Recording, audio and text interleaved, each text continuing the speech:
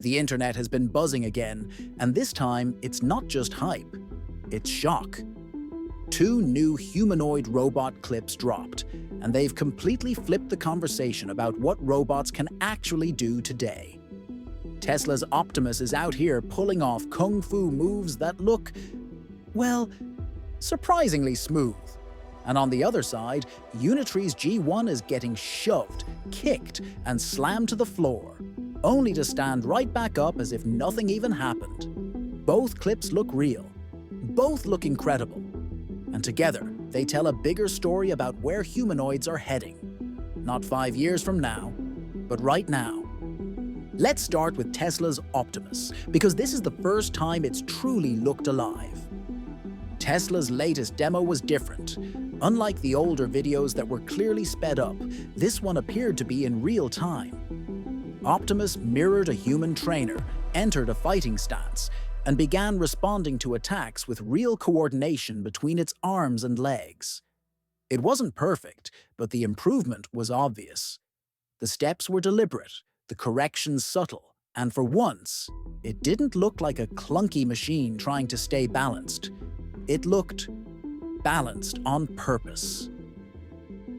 That's because this time, everything was running on onboard AI. No human hiding behind a remote, no teleoperation. Every motion, every reaction came from the robot's own sensors feeding its decision-making model in real time. In other words, it wasn't performing a routine, it was thinking. The sequence started slow, small weight shifts, cautious steps, basic blocks, but gradually built into a rhythm. For the first time, Optimus looked like it understood momentum and timing. You could almost sense it predicting its own movement, adjusting not just for position, but for flow. The upper and lower body were finally working in harmony instead of fighting each other. Now, Tesla didn't show much hand dexterity in this clip. The fingers stayed mostly stiff, likely because the promised 22 degrees of freedom upgrade isn't ready yet. But that didn't take away from the progress we saw. Remember, this is the same robot that used to move like it was stuck in slow motion. Now, it's performing defensive choreography. Smoothly. That's a leap in AI control, and a massive step forward in learning through motion. But while Tesla was showing off elegance, Unitree went in a completely different direction. And it might just be more impressive.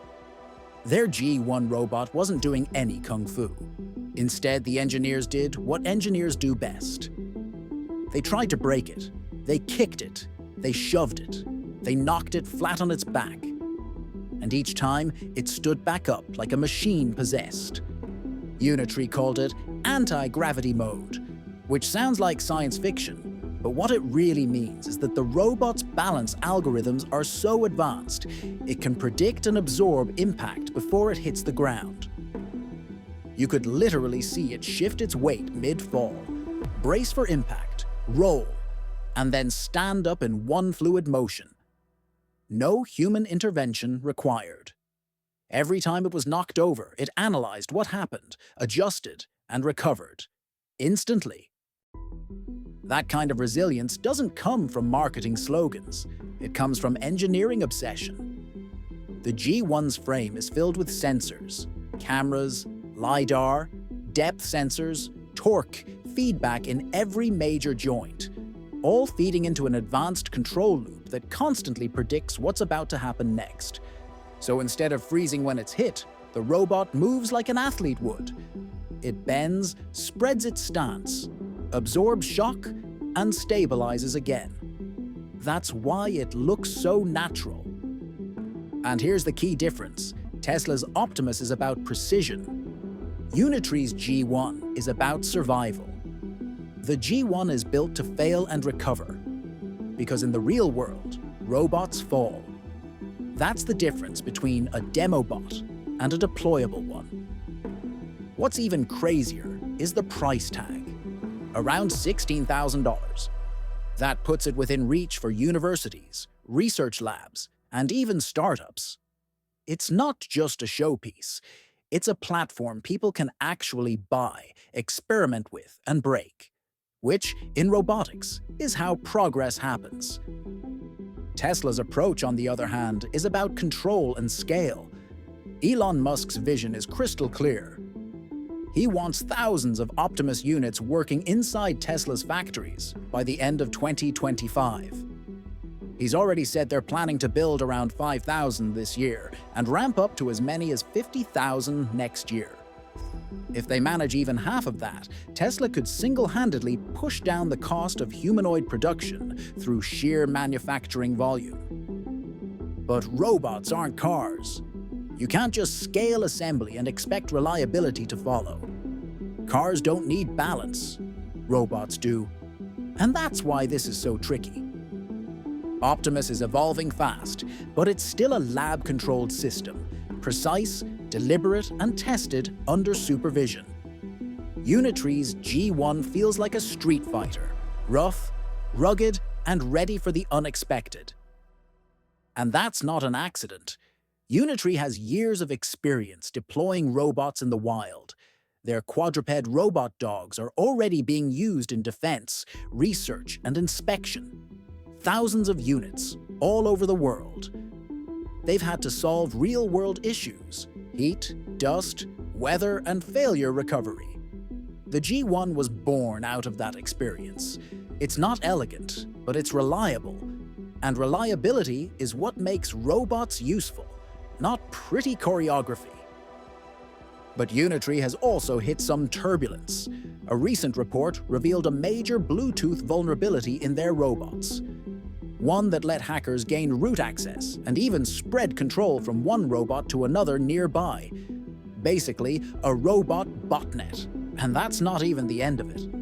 Security researchers found that G1 units were pinging telemetry data back to servers in China every few minutes.